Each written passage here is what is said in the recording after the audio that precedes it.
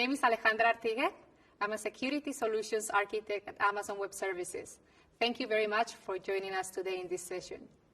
What will you learn from this session? The Monetary Authority of Singapore, MAS, has released and revised technology risk management guidelines in January 2021. The objective of these guidelines is to promote the adoption of sound and robust practices for the management of technology risk. Financial institutions in Singapore are asking us how AWS services and features can help them implement these guidelines, and that is what we're going to cover in the next 30 minutes. We will also share some AWS resources that will help you dive deeper into this topic. But before we analyze the MAS TRM guidelines, I wanted to share with you how excited and proud we are to see how Singapore fintech ecosystem is growing and innovating on AWS while maintaining a secure and compliant environment. We don't have time today to go into the details for each of the use cases, but I will later share with you the site where you can find more information. The first section in the TRM talks about roles and responsibilities, governance, oversight, and awareness. In terms of roles and responsibilities, a concept that is key to understand is the shared responsibility model. In the cloud, security and compliance is a shared responsibility between AWS and you as a customer.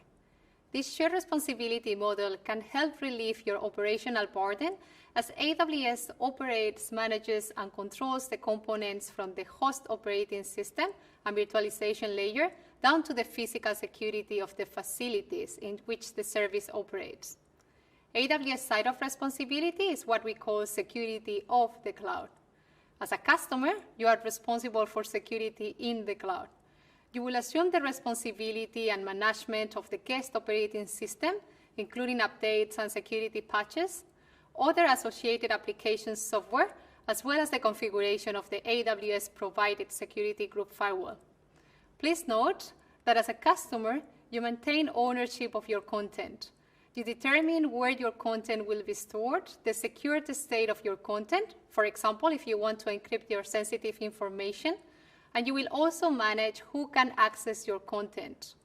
The last comment I would like to say about the shared responsibility model is that the line between in and off the cloud will go up or down depending on the services that you select and how you integrate those services into your IT environment. So you should carefully consider the services you choose. For security of the cloud, AWS responsibility, independent third-party auditors validate AWS security control environment on a regular basis. And the IT standards we comply with are broken out by certifications and attestations, laws, regulations, and privacy, and alignments and frameworks. You can visit our public website if you want to learn more about our compliance programs.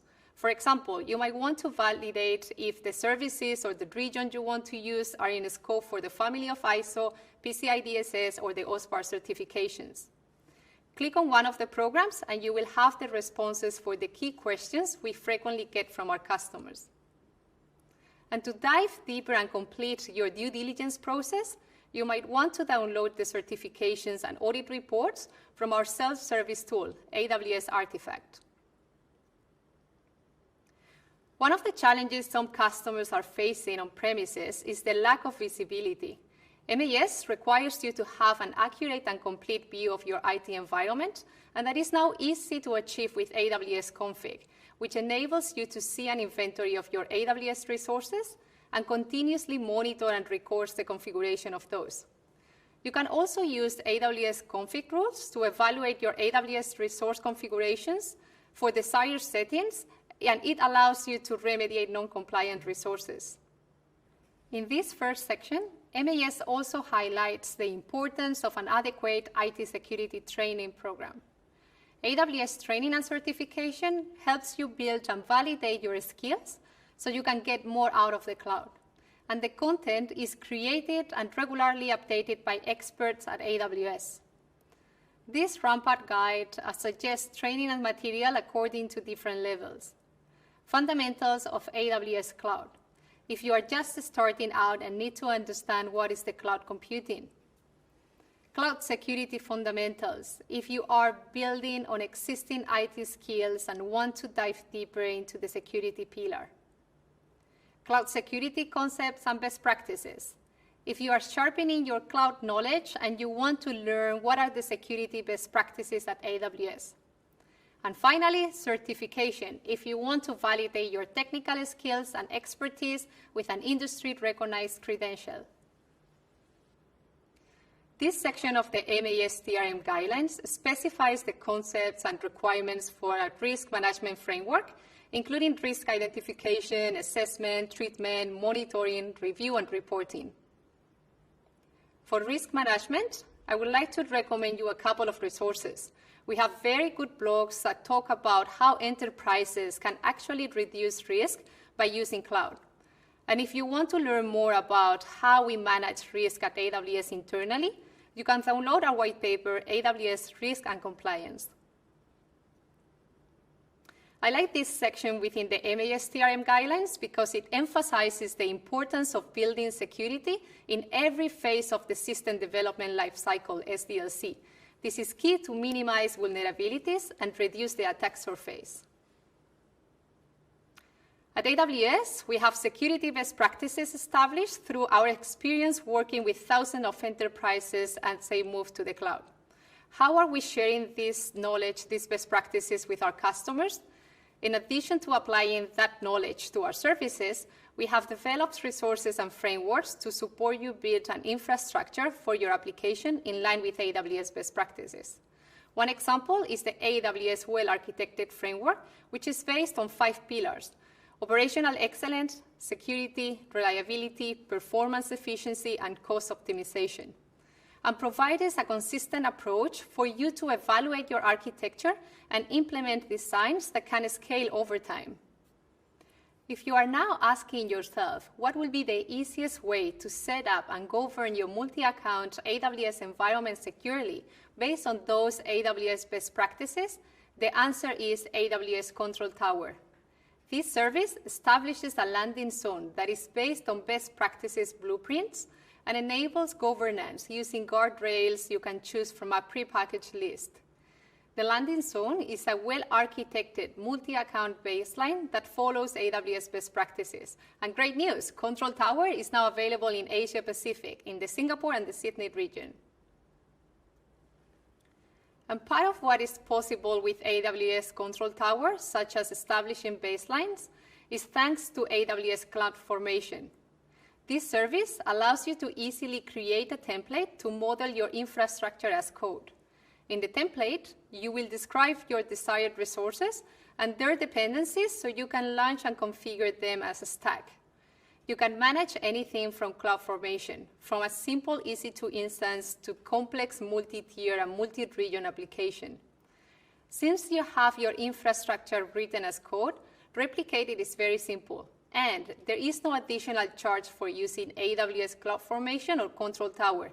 You only pay for the resources created. As you can see, this section is related to the previous one, but more focused on software development practices. That's why I would like to share with you today this service, AWS Code Pipeline, which helps you automate your software release process, allowing you to quickly and reliably deliver new features and updates to your users.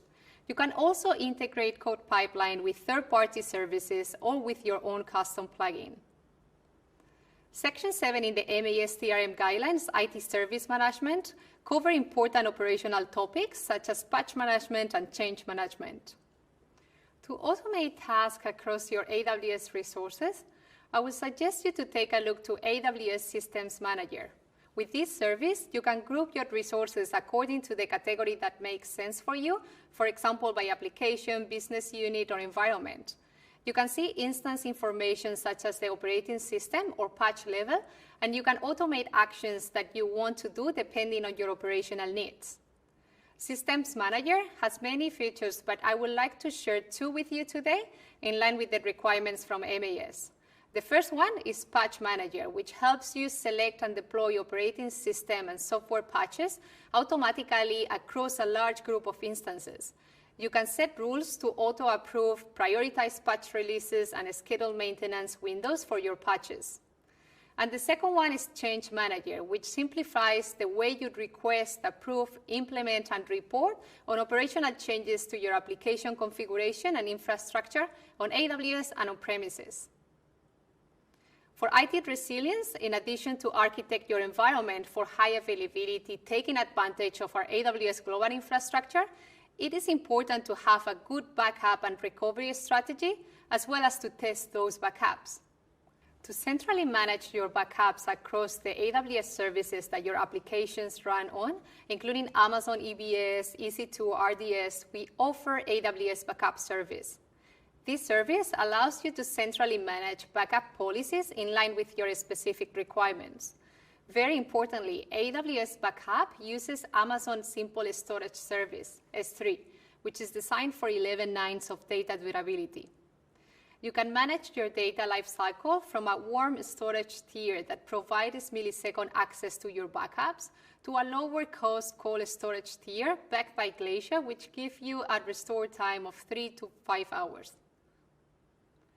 Access control is integral to security. Without a proper authentication and authorization, there is no security.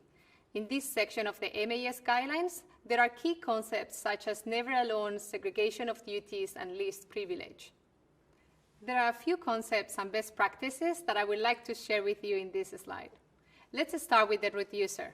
When you first create an AWS account, you begin with a single sign-in identity that has complete access to all AWS services and resources in the account. This identity is called the root user. You can sign in as the root user using the email address and password that you used to create the account.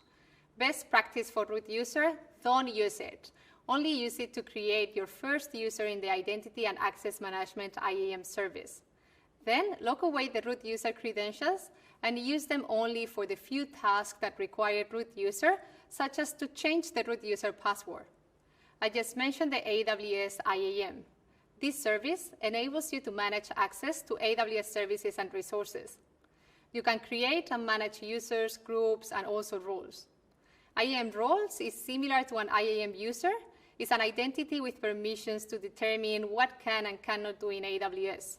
However, instead of being uniquely associated with one person, a role is intended to be assumable by anyone who needs it. It is a best practice to use the role when you don't need long-term credentials. For example, if you need to grant temporary closed account access. Then policies and permissions. Policies are objects in AWS that when attached to an identity, users, group of users, or roles, or resource, define their permissions. We'd recommend you to go granular in the policies to achieve the principle of least privilege. In IAM and in line with MAS TRM requirements, you can also set a custom password policy to specify complexity requirements and mandatory rotation periods for your IAM user's password. And finally, and also a requirement from MAS TRM, it is to enable multi-factor authentication to increase security. We'd recommend you to enable MFA for all users, but as a minimum for the root user. The next section within the MAS guidelines is about applying cryptography to protect data confidentiality and maintain data integrity and authenticity. In cryptography, the management of the key is a critical and challenging security. At AWS, we offer our customers several secure options to key management. Using AWS Key Management Service, KMS, to create and manage cryptographic keys and control their use across a wide range of AWS services and in your applications. So KMS is highly integrated and also allows you to import a copy of your key from your own key management infrastructure. Some security information. The service uses hardware security modules, HSMs, that are multi-tenant and have been validated under FIPS 142 Level 2. If for regulatory reasons you need a single tenant HSM that is FIPS 142 Level 3 validated, then you could use AWS Cloud HSM. And there is that box in between, AWS KMS Custom Key Store, which is a feature that combines the controls provided by Cloud HSM with the integration and ease of use of KMS. You can configure your own Cloud HSM cluster and also write KMS to use it as a dedicated key store for your keys. As per MAS notice on cyber hygiene, the revised MAS TRM also includes controls for data and infrastructure protection. In this slide, I will highlight a few important concepts and services for infrastructure protection. However, this is a wide topic, so if you want to go deeper, I would suggest you to join some of the fantastic talks we have at this summit on network protection. If we try to classify this topic into subsections, for network security, the first concept you need to understand is Amazon Virtual Private Cloud, VPC. This is a service that lets you logically define and isolate a virtual network within the cloud. You can select your own IP address range, create public and private subnets within the VPC, and configure route tables and network gateways. You can also configure security groups, which acts as a firewall for your Amazon EC2 instances, controlling both inbound and outbound traffic at instance level.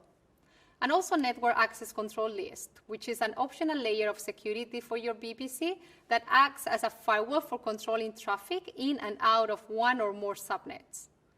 For application security, AWS Web Application Firewall, WAF, helps you protect your web applications and APIs against common web exploits by blocking common attack patterns such as SQL injection or cross-site scripting.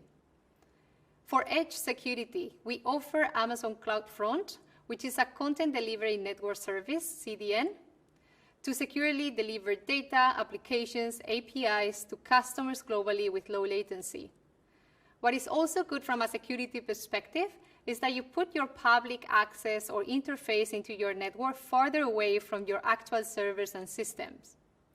And finally, for distributed denial of service, DDoS protection, AWS Shield is our DDoS protection service, which has two tiers, standard and advanced.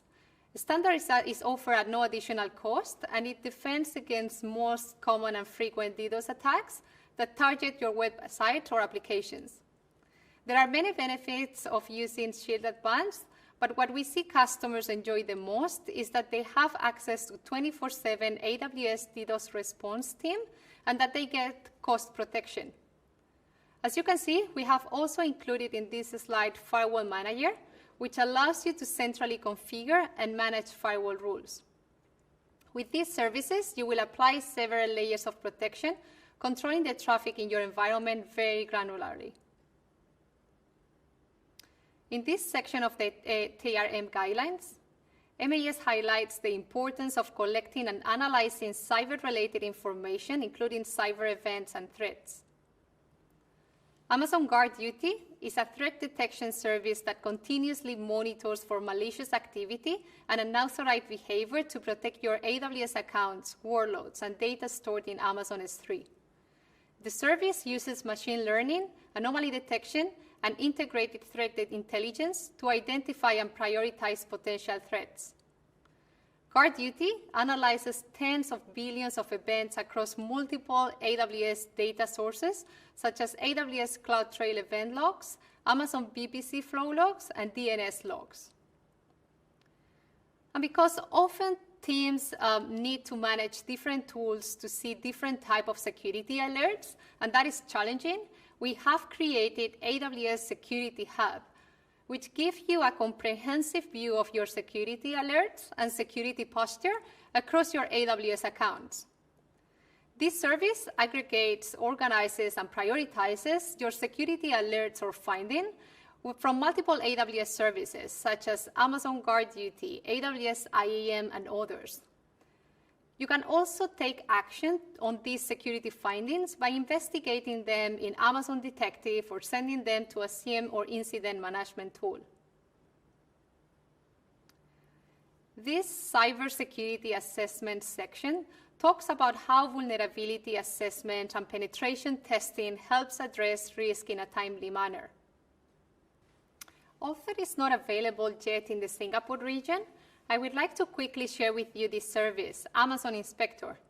This service automatically assesses applications for exposure, vulnerabilities, and deviations from best practices. After the assessment, it produces a detailed list of security findings prioritized by level of severity. This next section talks about security in online financial services. All the controls we are discussing today are applicable for financial services. Financial institutions, including banks, investment companies, and insurance companies, are evolving and innovating on AWS. Although not every customer wants to be public reference, we have many public use cases for you to see how other companies are achieving your goals or migrating similar workloads to AWS. And this is the last section, IT audit. You don't only need to have controls in your environment, but also be ready to audit them. And for that reason, we have recently released AWS Audit Manager. This service helps your audit process, automating evidence collection to reduce the manual effort. Audit Manager also helps you manage stakeholders' reviews and enables you to build an audit report with much less manual effort. The service comes with pre-built frameworks such as the CIS AWS Foundations Benchmark, GDPR, and PCI DSS, and you can also customize a framework and the controls for your unique business requirements. To end, I would like to share with you some useful resources. We have developed many white papers. Some of them are country-specific, such as the AWS User Guide to Financial Services Regulations and Guidelines in Singapore, or using AWS in the context of Singapore privacy considerations. And we also have others that are specific for a topic, like the one suggested here for incident response. And this resource is very specific for today's topic. At AWS, we generate what we call workbooks.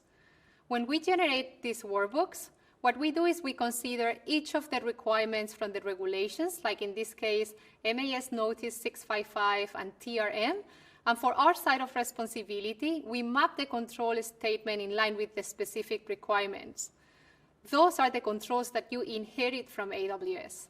And for your side of responsibility, we provide you best practices from the well-architected framework. And when possible, when the requirement can be inferred through code, we take a step further and we map it to AWS config rules and Amazon Guard Duty findings. These workbooks are available in AWS Artifact. And in line with those workbooks, I want to share something that has been added to AWS config and that are very useful to achieve continuous monitoring and compliance, conformance packs. A conformance pack is a collection of AWS config rules and remediation actions that can be easily deployed as a single entity in an account and a region or across an organization in AWS organizations. As you can see in the screenshot, we have templates for MAS TRM, MAS Notice 655, BNM RMIT, and many others. Once deployed, you will be able to see compliance status for each conformance pack. To recap, let me share the steps I would like you to follow after this session. Familiarize yourself with the revised MAS TRM guidelines. Understand your role, responsibilities, and capabilities required. Download and review AWS security and compliance resources. Use AWS security services to establish and build your secure environment. And finally, achieve your security and compliance objectives with AWS. Thank you very much. I hope you enjoyed this session. And please remember to fill out this survey so we can continue to improve the AWS Summit program in the future.